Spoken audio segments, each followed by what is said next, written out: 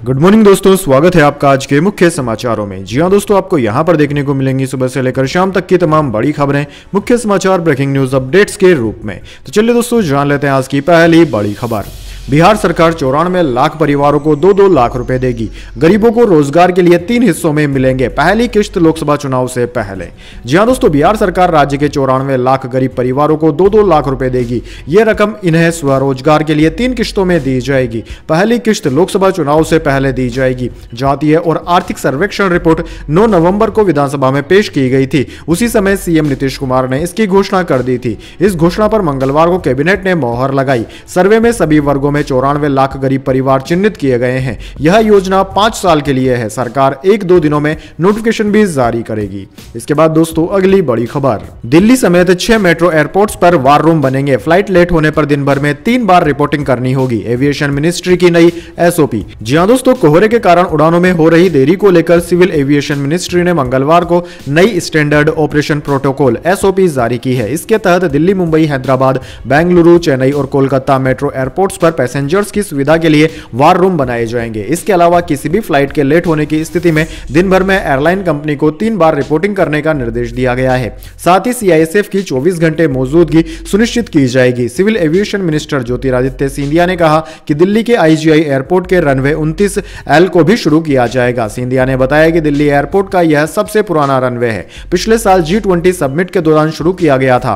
इसके बाद उसके मेंटेनेंस की वजह से इसे बंद कर दिया गया था। इस रनवे पर घने कोहरे की स्थिति में भी फ्लाइट ऑपरेट किए जा सकेंगे। पिछले 2 दिनों में इंडिगो की फ्लाइट डिले की 2 घटनाएं हुई, जिसके बाद यह एसओपी जारी की गई है। इसके बाद दोस्तों, अगली बड़ी खबर।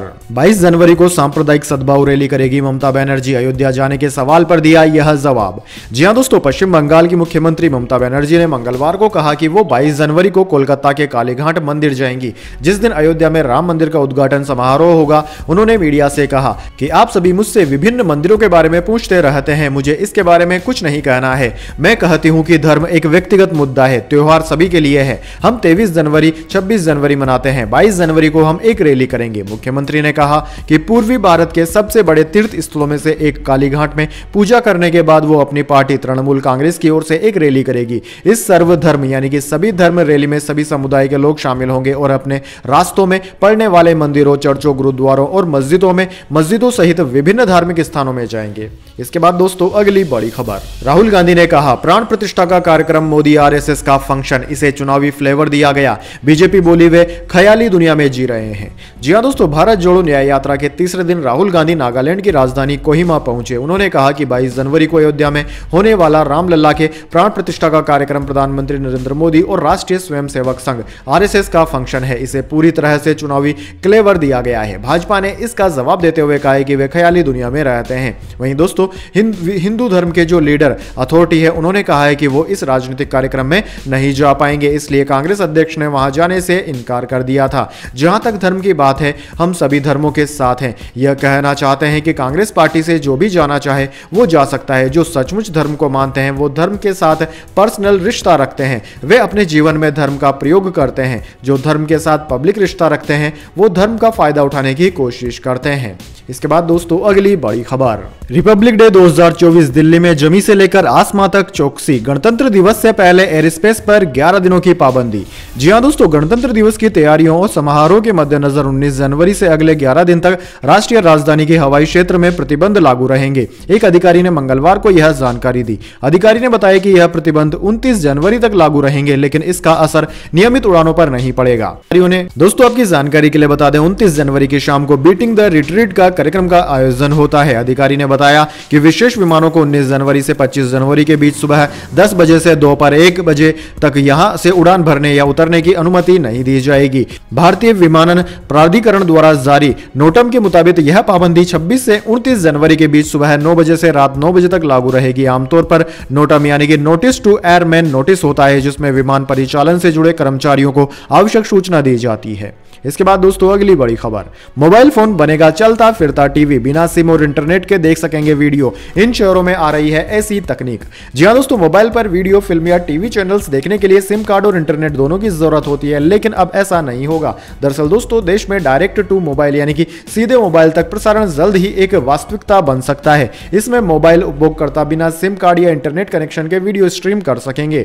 सूचना एवं प्रसारण सचिव अपूर्व चंद्रा ने एक प्रसारण सम्मेलन को संबोधित करते हुए कहा कि घरेलू डायरेक्ट टू मोबाइल टेक्नोलॉजी का परीक्षण जल्द ही 19 शहरों में किया जाएगा और इस उभरती प्रौद्योगिकी के लिए 470 से 582 मेगाहर्ट्ज स्पेक्ट्रम आरक्षित करने की जोरदार वकालत की जाएगी।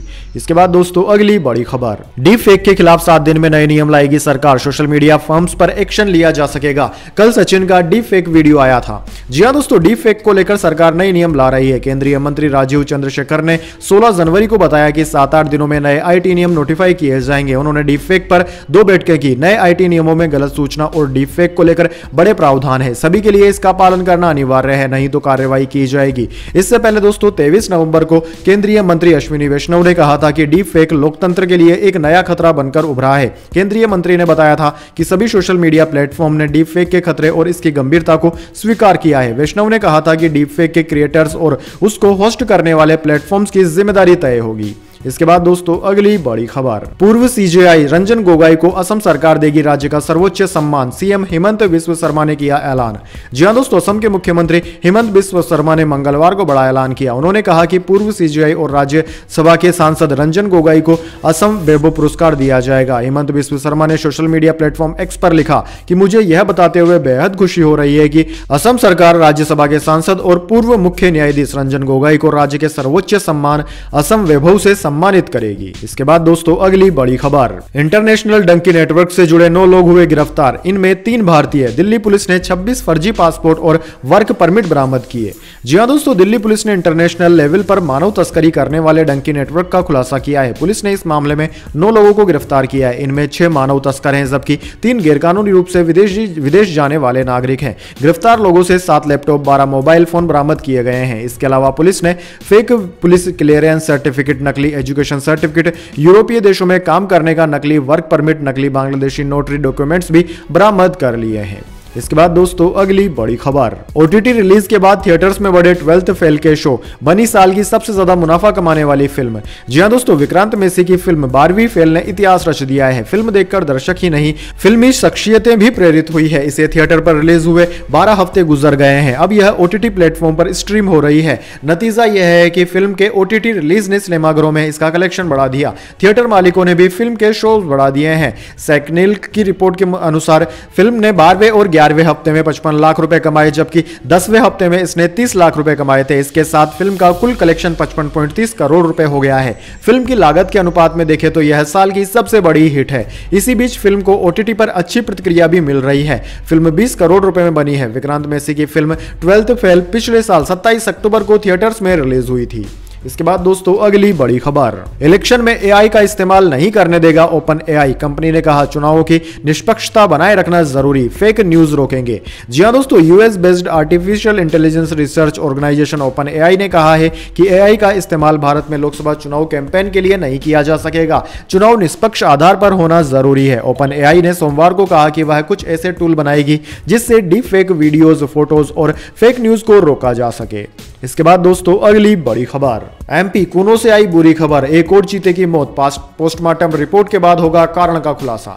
जी हां दोस्तों, मध्य प्रदेश में श्योपुर जिले के कूनो राष्ट्रीय उद्यान में मंगलवार को एक और नर चीते शौर्य की मौत हो गई। लॉयन प्रोजेक्ट के निदेशक ने बताया कि नामीबिया से लाए गए चीतों में से शौर्य की मौत का दोपहर 3:17 पर पता चला। उसे अचेत हालत में देखे जाने के बाद मॉनिटरिंग टीम ने ट्रैकुलाइज किया था। इसके बाद उसे सीपीआर यानी कि कृत्रिम सांसें दी गई थी, लेकिन उसे बचाया नहीं जा सका। इस चीते के पोस्टमार्टम के बाद उसकी मौत का सही कारण पता चल सकेगा। सूत्रों ने बताया कि चीता बेहद कमजोर था और उसे कुछ समय के लिए होश आया था, लेकिन उसने दम तोड़ दिया। कूनो में अब तक शावक और चीतों की मौत का आंकड़ा 10 पर पहुंच गया है। केंद्र सरकार चीतों के पुनर्वास का लगातार प्रयास कर रही है। इसी कड़ी में दक्षिण अफ्रीका से 12 और नामीबिया से 8 चीते भारत मंगाए गए थे। नामीबिया से सितंबर 2022 में चीते भारत लाए गए थे। उस दौरान खुद पीएम मोदी ने उनको जंगल में छोड़ा था। इस बीच सरकार के इन प्रयासों को फिर झटका लगा है।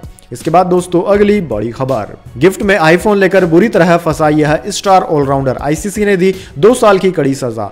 जी हां दोस्तों, बांग्लादेश के ऑलराउंडर नासिर हुसैन पर बड़ा एक्शन हुआ है। उसको आईसीसी यानी कि इंटरनेशनल क्रिकेट काउंसिल ने 2 साल के लिए हर तरह के क्रिकेट से प्रतिबंधित कर दिया है। वो 6 महीने निलंबित चल रहे थे। नासिर ने करप्शन के 3 आरोपों को स्वीकार कर लिया है। इसके बाद उन पर 16 जनवरी को बैन लगा दिया गया। हुसैन, जिन पर सितंबर 2023 में आईसीसी ने 3 आरोप लगाए थे, जिनमें पहला आरोप ब्रिज ऑफ आर्टिकल 2.4.3 कोड के उल्लंघन से संबंधित है, जिसमें वह डेजिग्नेटेड एंटी करप्शन ऑफिशियल को यह नहीं बता सके कि उनको $750 से अधिक का आईफोन 12 उपहार में किसने दिया था। वहीं Nasir Hussain designated anti corruption official को यह भी नहीं बता पाए कि नए आईफोन 12 के माध्यम से किस तरह करप्शन में वे शामिल हुए।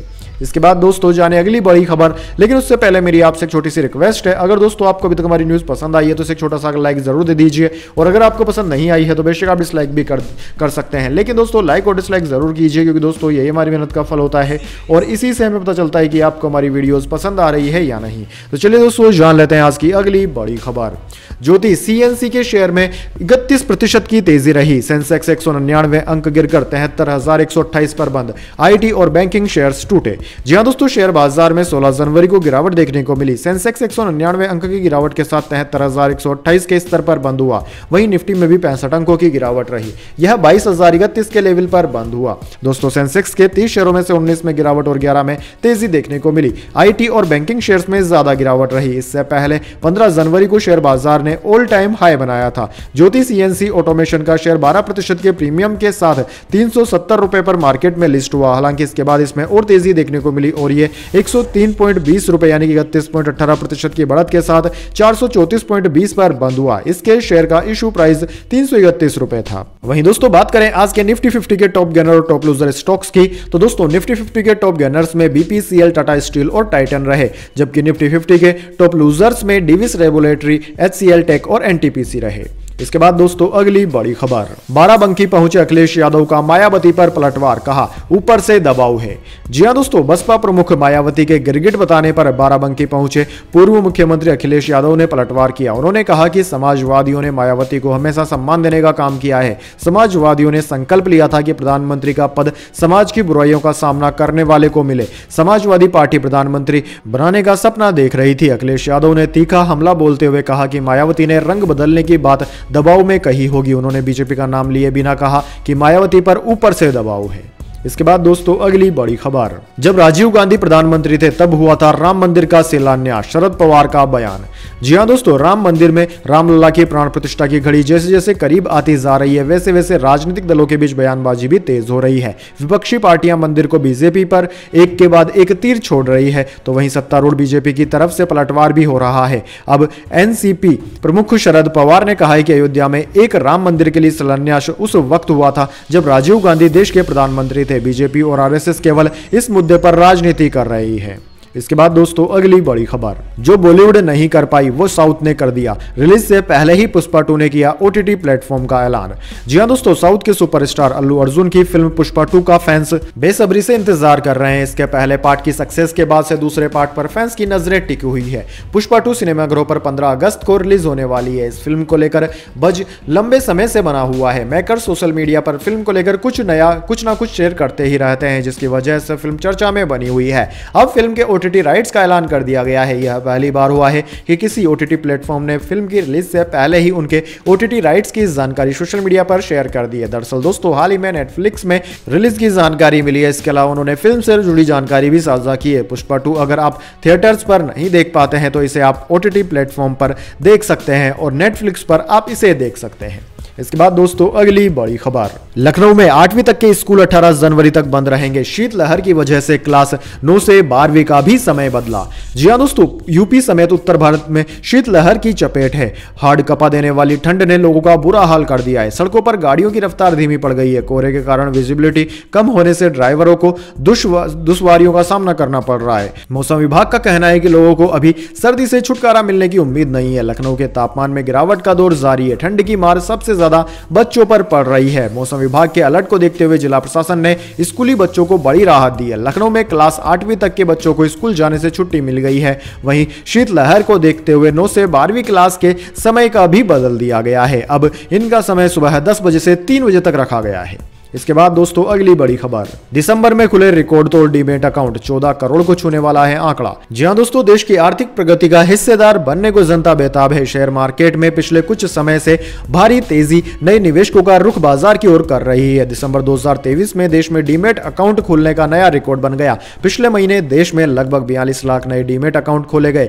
इसके चलते देश में डीमैट खातों की संख्या 13.09 करोड़ पहुंच गई है। वित्त वर्ष 2023-24 में हर महीने नए खाते खुलने का औसत 11 लाख है, मगर दिसंबर में इसने लगभग दुगने अकाउंट खोले गए। इसके बाद दोस्तों अगली बड़ी खबर, हरियाणा को किस्साऊ डैम से जल्द मिलेगा पानी। सीएम मनोहर की मौजूदगी में दूसरी मीटिंग, पंचकूला में बनेगा हिमाचल भवन, जमीन देगी सरकार। जी हां दोस्तों, हरियाणा को किस्साऊ डैम से जल्द पानी मिलने की उम्मीद है। इसको लेकर हरियाणा और हिमाचल प्रदेश की एक हफ्ते में दूसरी मीटिंग हुई है। चंडीगढ़ में हुई इस मीटिंग में मुख्यमंत्री मनोहर लाल के साथ दोनों राज्यों के सीएस मौजूद रहे। दोनों राज्यों के वित्त सचिव भी मीटिंग में मौजूद रहे। इस मीटिंग में किस्साऊ डैम को जल्द पूरा करने पर बातचीत हुई। हरियाणा को अभी किस्साऊ डैम से 47% पानी मिलता है। यदि इसका निर्माण पूरा हो जाएगा तो करीब 500 से 600 मेगावाट बिजली भी मिलने से सुबह के आसार हैं। इसके बाद दोस्तों अगली बड़ी खबर, उपराष्ट्रपति बोले हमारी जाति को हनुमान जी से जोड़ा जाता है। मेरे खिलाफ राजस्थान में टिप्पणी हुई लेकिन गांठ थोड़े ही बांध लूंगा। जी हां दोस्तों, उपराष्ट्रपति जगदीप धनखड़ ने राजस्थान विधानसभा में विधायकों को सदन में नियमों और आचरण की ट्रेनिंग दी। ट्रेनिंग के उद्घाटन सत्र में उन्होंने कहा कि भारत का अभी जो संविधान उपलब्ध है वह पूरा नहीं है। संविधान की पहली कॉपी में हमारे 5000 साल पुरानी सभ्यता के चित्र हैं, वह सबको उपलब्ध करवाएंगे। संविधान की मूल प्रति में हनुमान जी का चित्र है। हमारी जाति को हनुमान जी से जोड़ा जाता रहा है। इस कॉपी में महान अकबर, बुद्ध, जैन तीर्थकर के भी चित्र हैं। संविधान की मूल प्रति में आपको 5000 साल पुरानी संस्कृति का चित्रण दिखाया जाएगा। इसके बाद दोस्तों अगली बड़ी खबर, विक्रम मजीठिया से 7 घंटे हुई पूछताछ। पेशी से पहले आरोप लगाया नई एसआईटी का स्तर गिर रहा है। जांच अधिकारी सीएम के हल्के का है। जी हां दोस्तों, ड्रग्स मामले में नया नोटिस मिलने के बाद पंजाब में अकाली दल के नेता विक्रम मजीठिया आज फिर जांच कमेटी एसआईटी के सामने पटियाला में पेश हुए। नई एसआईटी गठित होने के बाद विक्रम मजीठिया की यह पहली पेशी थी और करीब 7 घंटे उनसे पूछताछ हुई। पुरानी एसआईटी के सामने वे 3 बार पेश हुए। पहली एसआईटी की जिम्मेदारी